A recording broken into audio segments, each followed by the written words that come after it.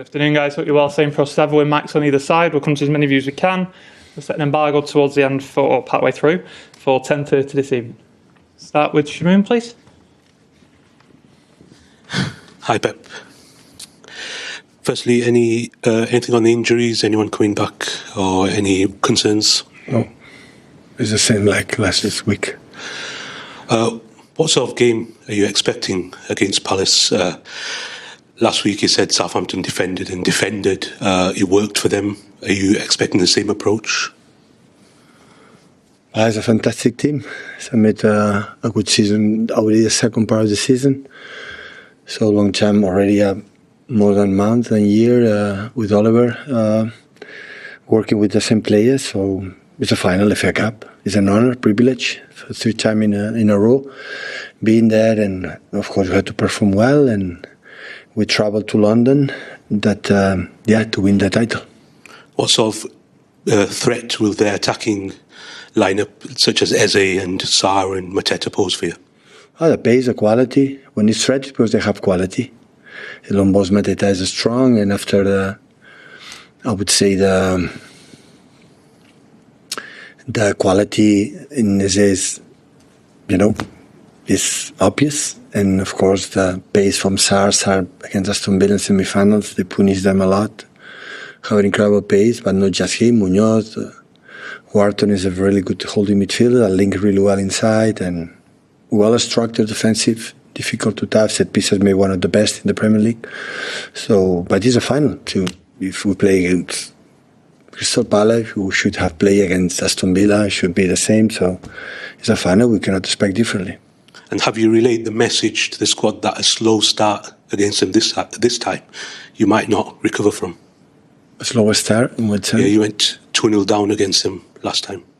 Oh, yeah, definitely. But we didn't start slow.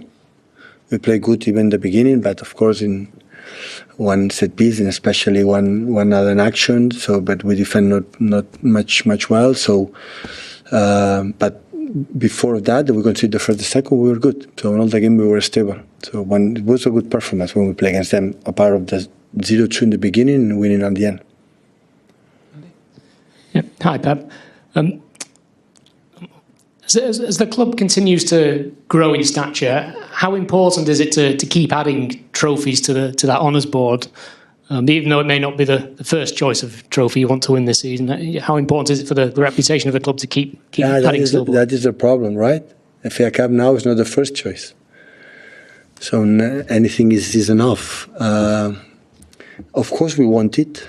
Once we are here, we want to leave the trophy. Of course, it's really massively important. It was disappointment last season for our performance.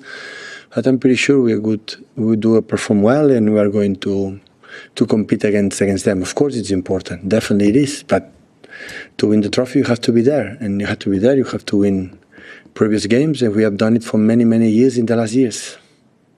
And just on the squad, how is Rodri progressing? And is there even an outside chance? He's much, much better. Is there even an outside chance he could be involved? I'm waiting the doctors.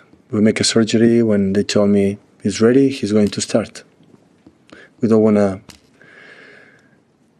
take a risk and make a setbacks now in that moment. Pep, obviously this will be potentially the last appearance from Kevin De Bruyne in a City shirt at Wembley. You've then got potentially his last game for City on Tuesday as well. Is there a thought process in your mind about how you manage his minutes across those games? Could he indeed start both those matches, do you feel? I'm thinking just in tomorrow game. Winning will help us for the final we have on Tuesday against Bournemouth, and I select the team for the way they play, the best to beat them. Obviously, attention has already started to turn to who might be brought in to replace him. I know the club spoke to Florian Wirtz this week. Other clubs interested in him as well. But would the signing of someone like that be the perfect start to your recruitment this summer? No, it's not the time to talk about that. Before the final FA Cup, I have 24 exceptional players. I'm not going to talk 1 second about the future. And on those players, I mean, you've mentioned it's the third consecutive final, which is an honour in itself and an achievement in itself. Obviously, you've won one and lost one. What do you learn more from? What do the players learn more from that moment at Wembley of celebrating, or the moment of watching the opponents lift the trophy? What can be more useful for you tomorrow? For winning, for our fans that they have to travel, like I want to say thank you so much for the effort to come to support us and come to London.